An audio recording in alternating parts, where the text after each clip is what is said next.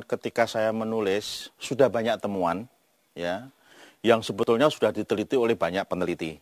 Ya, dari sejak zaman dulu ada Wedensky, ada Koenigswald sendiri gitu ya. Tetapi ada juga koleksi-koleksi temuan baru yang semua orang belum pernah melihat. Apalagi katakanlah itu mendapatkan uraian tentang temuan-temuan baru tadi itu. Nah, atas dasar ini saya harus memberikan uraian mengenai temuan-temuan baru itu digabungkan dengan temuan lama. Jadi materi untuk S3 saya adalah seluruh fosil-fosil Homo erectus yang ditemukan di Indonesia, terutama di Jawa ya. Memang belum ada ketemu Homo erectus di luar Jawa ya. Bisa dari Trinil, dari Ngandong, dari Sangiran sendiri, dari Patiayam, dari Gedung Brubus dan sebagainya, untuk melihat tentang keragaman. Jadi bagaimana mereka itu sebetulnya, apakah itu sebuah spesies tunggal, apakah spesies ganda, apakah hanya satu, lalu bagaimana mereka itu berevolusi selama kira-kira 1 juta tahun terakhir di Pulau Jawa itu. Kira-kira. Yang kita terima sampai sekarang di Sangiran itu ya, kalau untuk jenis manusia purba ini lebih dari 100 individu lah gitu ya. Dan ini baru sekitar 40% lah dari apa yang dimiliki oleh Sangiran. Karena yang 60% itu masih terpendam di endapan-endapan ya Sangiran sekarang yang luas sekali, 8 kilo kali 7 kilo itu ya. Jadi yang pemahaman kita tentang apa itu evolusi manusia, evolusi binatang, ataupun evolusi budaya sendiri, tentang Sangiran itu baru sekitar 40%. Ya, kita di masa depan masih akan kita temukan artefak, alat batu, masih akan kita temukan manusia purbanya, dan masih akan kita temukan banyak sekali fosil-fosil binatang. Tapi Indonesia itu sebetulnya kalau dibandingkan dengan evolusi yang ada di dunia tadi itu, dia mengisi sementara ini baru pada Homo erectus dan Homo sapiens. Jadi dua jenis manusia yang terakhir. Sehingga katakanlah riwayat evolusi manusia di Indonesia itu kira-kira 1,5 juta tahun ya. Tetapi kelebihannya di Sangiran atau kelebihan di Indonesia itu, dia sangat identik dengan Javamen tadi itu, yang sudah terkenal sejak Dubois 1891 melongsin tentang temuannya dari Trinil.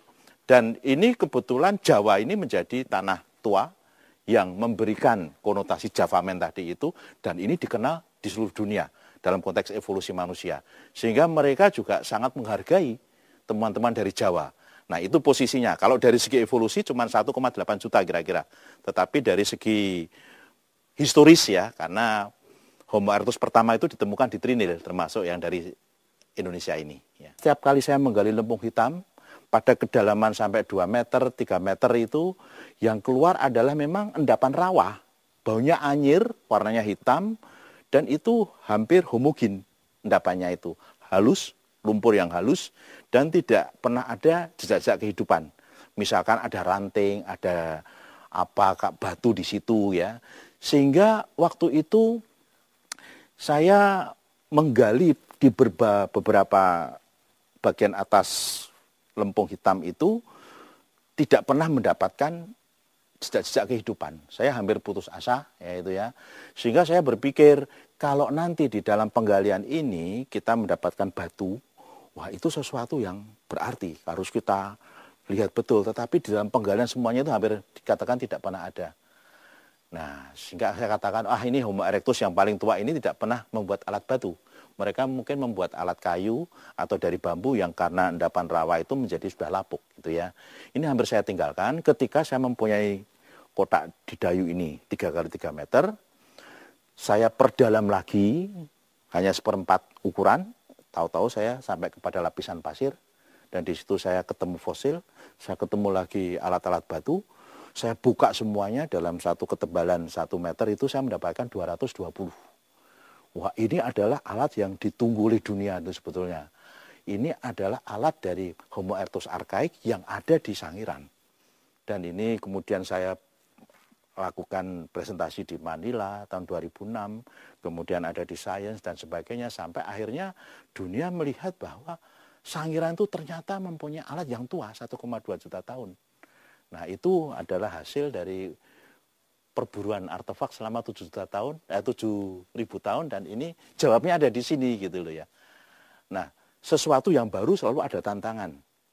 Ini Pak François juga ada di waktu di Manila, saya presentasikan begitu, ada yang mengatakan, oh iya ini penggaliannya sangat logis, sehingga yang dia temukan itu betul itu.